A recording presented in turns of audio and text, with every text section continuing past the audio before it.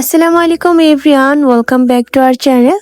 তো এটা হচ্ছে আমাদের বাসার দ্বিতীয় দিন, যেদিন আমি বাড়িতে আসি তার পরের দিন সকালবেলা উঠে দেখি নানু নাস্তা বানাচ্ছে। তো এখানে আজকে রুটি বানাচ্ছে। তো সাইম তো রুটি খেতে পছন্দ করে, যার কারণে রুটি বানাচ্ছে নানু। আর চা বসিয়ে দিয়েছিল। তো ওই দিন ঘুম থেকে উঠতে দেরি হয়ে গিয়েছে, আর ঈদের পর তো এখন একটু ঘুমের শিডিউলটা চেঞ্জ হবে। তো আস্তে আস্তে আগের নিয়মে ফিরে আসবো ইনশাল্লাহ। তো এখানে নানু রুটি বানাচ্ছে, তো সেটা আপনাদেরকে একটু দেখালাম।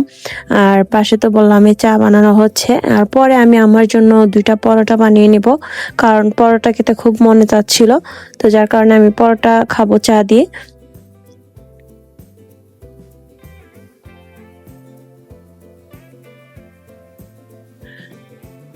তো সকালবেলা কিন্তু ওকে রুটির সাথে অন্য কোনো কিছুই খাওয়ানো যায় না, ও চা দিয়ে রুটি খাবে। এ আর কি অবস্থা ওর। ও ডিম ভাজিও সকালবেলা খেতে চায় না।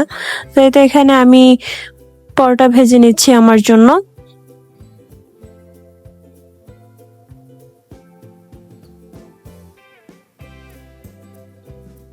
তো এক এক করে এভাবে রুটি পরোটা সবগুলো কিন্তু বানিয়ে বানিয়ে নেওয়া হচ্ছে।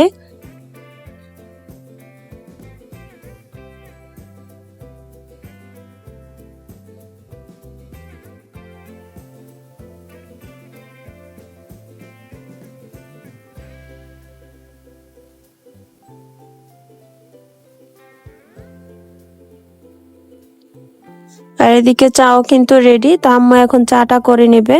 তো এই তো দুধ চিনি মিশিয়ে কিন্তু চা অলরেডি বানানো হয়ে গিয়েছে। আমরা এখন সকালের নাস্তাটা করে ফেলবো। তো আজকের ব্লগটা কিন্তু খুবই ছোট রেখেছি, এই আর কি। তো এসে আর ভালো লাগতেছিল না ভিডিও করার জন্য। আর এখানে আম্মু গরুর মাংস নিয়ে নিয়েছে রুটি দিয়ে খাওয়ার জন্য।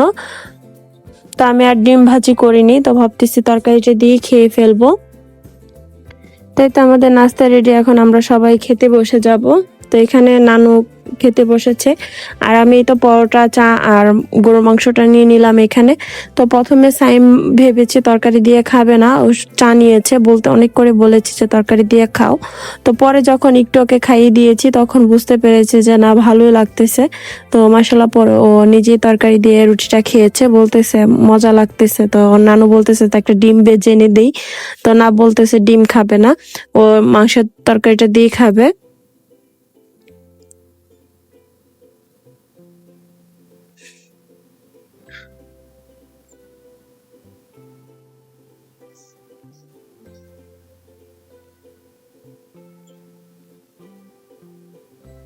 তো পরে আমি ওর কাছে বাটিটা নিয়ে দিলাম যে তুমি আস্তে ধীরে খাও।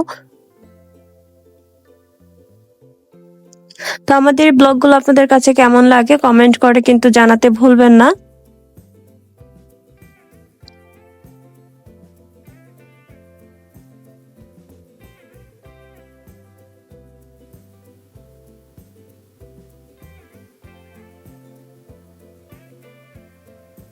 আর এদিকে আম্মু দুপুরে রান্না বান্না করতেছে। এখানে চিংড়ি মাছ ছিল ফ্রিজে, তো চিংড়ি মাছ ভুনা করলো, সাথে তো গরুর মাংস আছেই।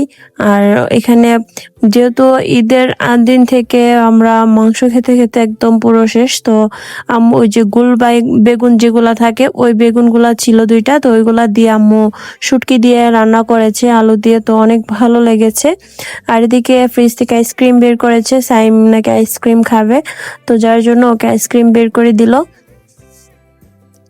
আর এদিকে তো আমরা দুপুরের খাবারের জন্য বসে গিয়েছি। এখানে বেগুনের যে শুটকি তরকারিটা ছিল, এখানে গরুর মাংস, আর এই তো এখানে হচ্ছে চিংড়ি মাছ ভুনা। তো সাইমকে আগেই খাইয়ে ফেলেছি, তো এখন প্রায় 2টার উপরে বাজে। তো খাবার দাবার আসলে এরকম একটা ভালো লাগতেছিল না, শুধুমাত্র শুটকি তরকারি আর চিংড়ি মাছ ভুনাটার জন্য আসলে খেতে বসেছিলাম। কারণ মাংস টাংস একদমই খেতে মন চাচ্ছিল না।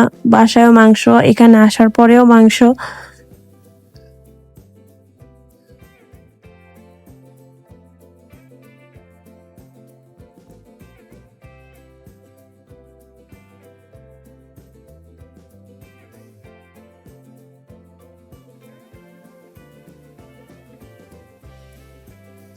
তো এই তো আমরা এখন খেতে বসে গেলাম আর কি। তো আমাদের আজকের এই ব্লগটা এই পর্যন্তই। সবাই ভালো থাকবেন, সুস্থ থাকবেন এবং আমাদের ভিডিওগুলো যদি আপনাদের কাছে ভালো লেগে থাকে অবশ্যই কিন্তু লাইক, কমেন্ট, শেয়ার করতে ভুলবেন না এবং সাথে আমাদের চ্যানেলটা সাবস্ক্রাইব করতেও ভুলবেন না।